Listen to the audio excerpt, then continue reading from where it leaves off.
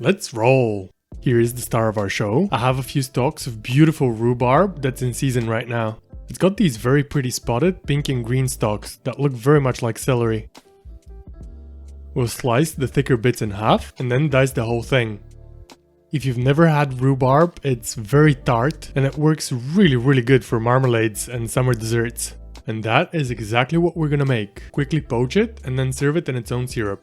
In all honesty, I was totally freestyling this. So here I added 250 milliliters of water first, and then I thought, that doesn't seem enough. So I added 250 more, which as it turned out was way too much. But we saved it, you'll see. After the water started coming up to a simmer, I added 4 spoons of sugar, which I stirred in until it got dissolved. I then lowered our diced rhubarb into the water to avoid any splashage.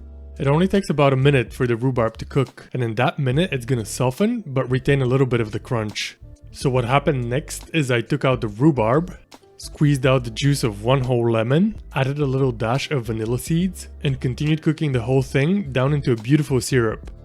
Oh yeah, and in the meantime I added 2 more spoons of sugar, which gave me the perfect balance between tart and sweet. So what I'm saying is, feel free to use 6 to begin with. I left everything to cool down a bit so it doesn't continue cooking, covered the poached rhubarb with the syrup, and put it in the fridge for at least half an hour. In the meantime, we can make our lemon ricotta cream. We're gonna use 1 tub of ricotta, over which we're gonna zest 1 whole lemon.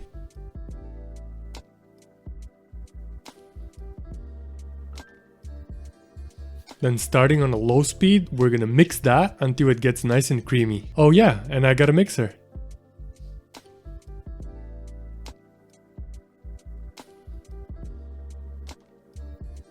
In a separate bowl, I poured 250 milliliters of cold cream, which in hindsight I only needed half of. But then again, as I said, I was totally freestyling. To that, I added a little teaspoon of powdered sugar and a little dusting of vanilla seeds. Then used the whisks of the mixer to stir in the dry ingredients so that they don't fly all over the place. And then whip until it's whipped cream.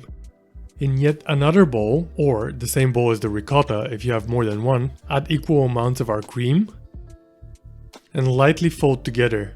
I'm sure you know why, but just in case, it's to not knock out all the air from the cream. Then I thought I'd go fancy and pipe it on top of the dessert, which really didn't work out as you see, but let me show you how I did that nonetheless. You can put the tip of the piping bag with the nozzle down into a tall glass and fold the opening of the bag over the rim like so.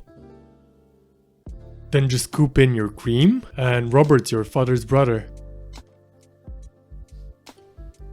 To assemble the trifle, we're gonna spoon in some of our rhubarb, about 2/3 up into a glass.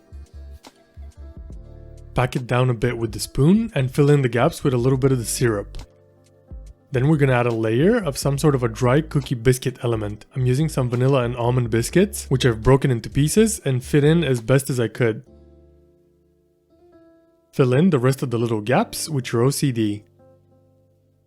Then spooned over some of that rhubarb syrup and thought, hell, why not? Let's do a little crumble as well. And finally, piped some of that lemon ricotta cream on top, which I have 0 practice with. The nozzle was too small and it was a complete fail. I then tried to salvage it by doing a little swirl with the back of the spoon, which was not any better. Then I did the only thing that I could do, take the back of the knife and cut the top flatter than Arnie's haircut in red heat. Regardless, this thing came out really good. Just make sure you pop it in the fridge first for a few hours. You got that sweet, sour, juicy rhubarb on the bottom, the buttery crumble of the biscuits, and that creamy lemon ricotta on top. It's just the perfect summer dessert. Roll out.